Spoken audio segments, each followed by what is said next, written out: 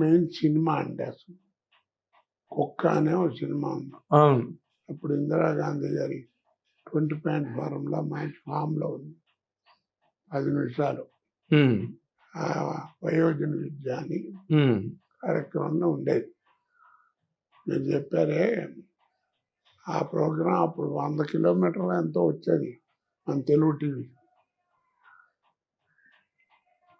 అది చేసి కాస్త చేసేటప్పటికి ఆ బస్సులను వాటిలను వెళ్తున్నప్పుడు, ఏమంటే మీరు రాత్రి టీవీలో వచ్చారు కదా అని అడిగేవారు. ఆ బజార్లో వాళ్ళందరూ ఆ టీవీ ముందు కూర్చున్నవారు వచ్చి. అందరి ఇళ్ళలో ఉండేవి కాదు కదా. అవునండి. కెపాసిటీ ఉండాలి. అదే. అవునండి అన్న.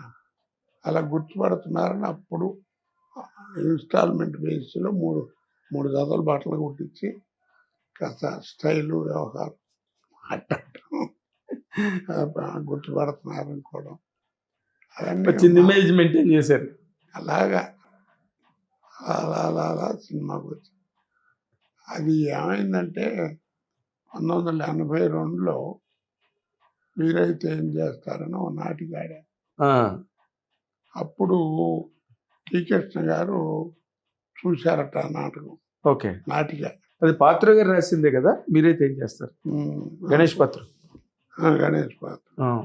ఆ నాటిక చూస్తూ వీడెవడో కుర్రాడు భలే ఉన్నాడా, సినిమాలకు కూడా బాగుంటాడు అనేదో ఆయన అన్నట్టు 82లో. ఇప్పుడు సుబ్బయ్య గారు ఆయన దగ్గర కోడేరట్లుగా ఉన్నారు. ఎవరు? మన ముత్యాల సుబ్బయ్య గారు.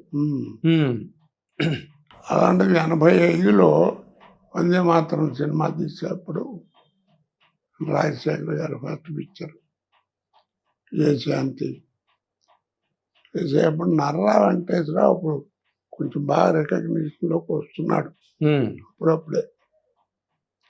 వాడికి ఆపోజిట్ వేషం అయ్యా, మళ్ళీ కమర్షియల్ వాళ్ళు వేస్తే డామినేషన్ సినిమా ఇది వస్తుంది, ఎవరైనా డ్రామటిస్ట్ ఉంటే బాగుంటుంది అని నేను అన్నట్టు. డ్రామా యాక్టర్ ఉంటుంది.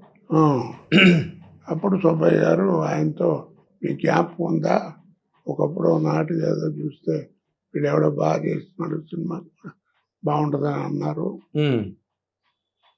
అవునయ్యా, వాడిని అంటే భలే ఉంటాడు, ఎలా పట్టుకోవడం అంటే మొత్తాన్ని పట్టుకున్నారు. అలా మళ్ళా రీప్లేస్మెంట్ అలా సినిమాకి వందే మాత్రంతో. అంతేగాని నేను ఎప్పుడు ట్రై చేయలేదండి. ఫోటో పట్టుకెళ్ళడం చేయటం చేసేవాడిని కాదు.